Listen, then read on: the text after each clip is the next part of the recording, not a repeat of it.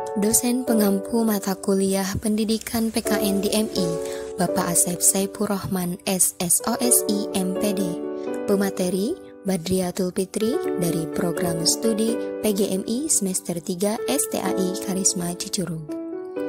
Assalamualaikum warahmatullahi wabarakatuh.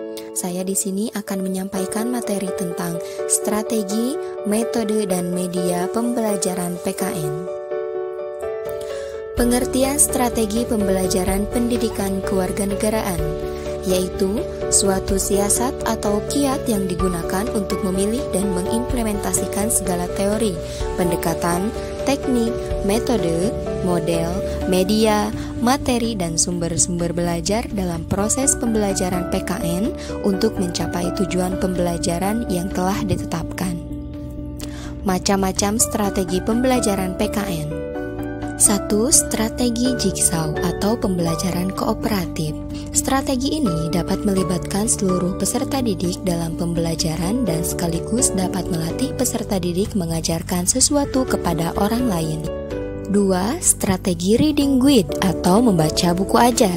Strategi ini diterapkan jika waktu yang tersedia untuk membahas suatu materi sangat terbatas.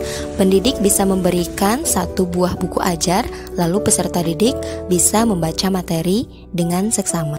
3. Information search atau mencari informasi. Strategi ini dapat diterapkan pada materi yang padat, monoton, dan juga membosankan.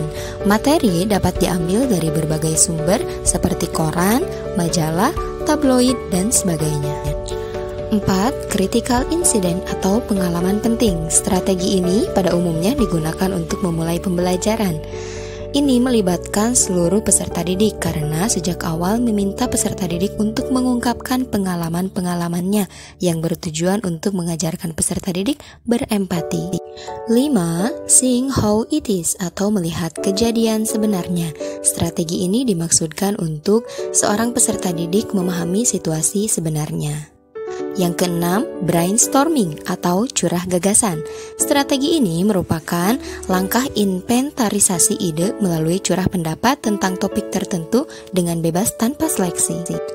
7.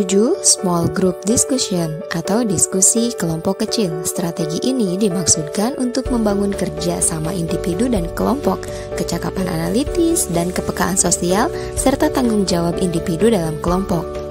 Yang kedelapan, point counter point atau adu argumen.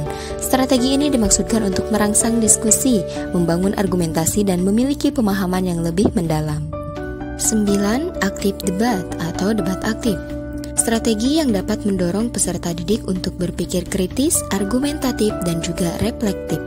10. Role playing atau bermain peran. Tujuan utama dari penerapan strategi ini adalah dapat menstimulasi peserta didik untuk mengasosiasikan dirinya dalam suatu peran tertentu sehingga peserta didik lebih dapat memahami, mendalami, dan mengerti tindakan sosial di lingkungan sosialnya. Yang ke-11, poster komen atau mengomentari poster atau gambar. 12. Konsep map atau mapping peta konsep. Metode pembelajaran.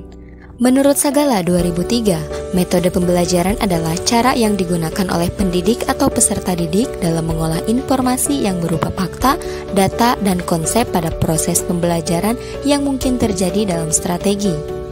Macam-macam metode dalam pembelajaran PKN. 1. Metode ceramah. Metode ini dalam menyajikan bahan ajar melalui penjelasan dan penuturan lisan pendidik kepada peserta didik. Metode ini lebih tepat digunakan apabila bahan ajar banyak mengandung informasi baru dan memerlukan penjelasan dari pendidik. 2. Metode cerita.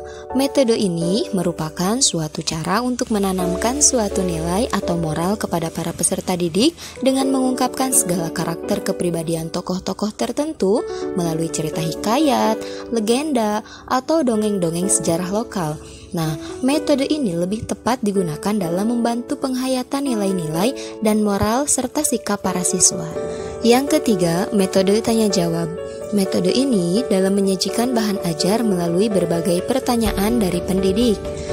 Metode ini lebih tepat digunakan dalam pembelajaran yang menekankan keterlibatan peserta didik sebagai klasifikasi nilai. Yang keempat, metode diskusi. Ini bertujuan agar dalam proses pembelajaran terjadi komunikasi banyak arah. Di sini, peserta didik sangat dituntut dalam pembelajaran yang berorientasi pada cara belajar siswa aktif atau CBSA. Kelima, metode penugasan. Seorang pendidik memberikan tugas kepada peserta didik. Tujuan penggunaan metode ini adalah agar peserta didik memperoleh pengalaman langsung, nyata, bekerja mandiri, dan juga jujur. Yang keenam, metode permainan atau kompetisi. Metode ini sangat menarik peserta didik dalam membangkitkan motivasi belajar, latihan mengambil keputusan, dan terutama dalam menciptakan suasana senang dalam belajar. Dan yang terakhir adalah metode simulasi. Metode ini merupakan cara penyajian bahan ajar yang dilakukan secara langsung melalui kegiatan praktek tentang pelaksanaan nilai-nilai dan moral. Melalui metode ini, peserta didik dibantu memahami dan menghayati nilai-nilai yang hidup dalam masyarakat. Media pembelajaran. Pengertian media pembelajaran. Media pembelajaran adalah segala sesuatu yang dapat digunakan untuk menyalurkan pesan dari pengirim ke penerima sehingga dapat merangsang pikiran, perasaan, perhatian, dan minat serta perhatian peserta didik sedemikian rupa sehingga proses belajar dapat terjadi. Fungsi media pembelajaran. Di sini terdapat dua fungsi. Yang pertama yaitu sebagai alat bantu dalam pembelajaran dan yang kedua sebagai sumber belajar. Nah, di sini juga media pembelajaran selain memiliki fungsi sebagai alat bantu, contohnya pun ada dua, yaitu bisa media visual dan bisa media audio. Di sini seperti media visual bisa menggunakan infokus, gambar-gambar, poster, papan planel, dan papan buletin, sedangkan audio bisa seperti radio, nyanyian, dan atau musik-musik. Demikian pemaparan materi yang bisa saya sampaikan. Terima kasih atas perhatiannya, dan mohon maaf bila banyak kesalahan. Wabillahi taufiq wal hidayah. Wassalamualaikum warahmatullahi wabarakatuh.